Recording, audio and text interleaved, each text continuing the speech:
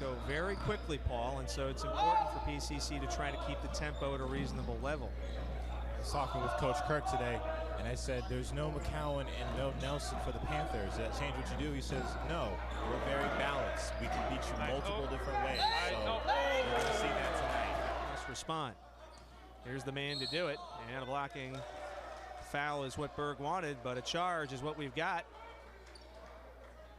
In practice on Monday, they were working on a drill where you have to stay in front of your player, but they have this thing where they have their hands grasped to towels, and it was the point of sliding your body, making sure you're cutting off the offensive player.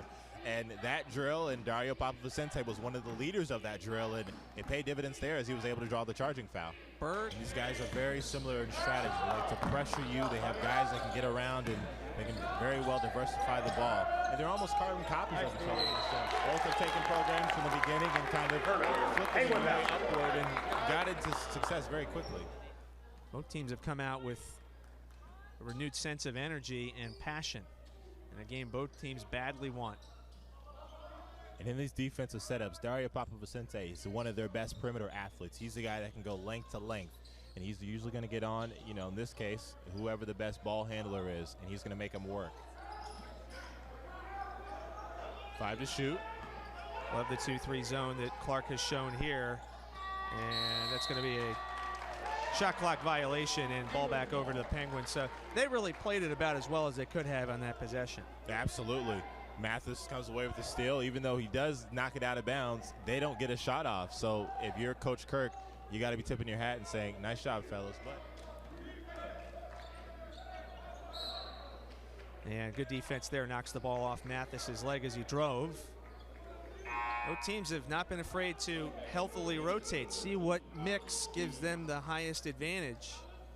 Oh, they're willing to throw anything at the wall and kind of stick. For PCC, they've been playing with their personnel all year. As Coach Broadus said earlier, the Yakima crossover, they didn't have McCowan because he got in foul trouble. So they've gone periods where they've been without certain players, and I would presume that Clark College has done the same as well. So they're really kind of tinkering with what they have, but at this point, they know what's best, and they know kind of what'll give them different looks. One way or the other, that seems to have done the trick as Tony Broadus got rung up, and since then his team has played better. Yeah, it really kind of, it gives a litmus test of where your team is and how important you are. But, you know, Broadus was able to get he got the technical, of course. They went 1 and 2 from the charity stripe for the technical, but Suppers responded well, and the Panthers have really kind of pulled together. Now to trim this lead only to 4 with 8 remaining. It's Iggy Da, and handing it back to Paul. Thank you, Iggy. And that concludes the doubleheader of exciting NWAC action here with Rainy Media and Portland Sports Network. Paul Marshall, Scott Armstrong, and Iggy Da. Again, during this home and home, Clark has swept it, going 2-0. Now, the next time these two teams will meet, February 10th, 5:30 and 7:30, and PCC will be the home as they take them on at Harold C. Williams Senior Court. But both games really, Clark kind of made their adjustments and made their push in the second half, and PCC didn't have enough horsepower to stay steady with it. Top to bottom, I hate to keep parroting what he's saying, but he's right. And this was a great, entertaining day here at the O'Connell, and we'll do it again on the next one. And that is your final. Thank you for everyone watching on Portland Sports Network and courtesy of Rainy Media.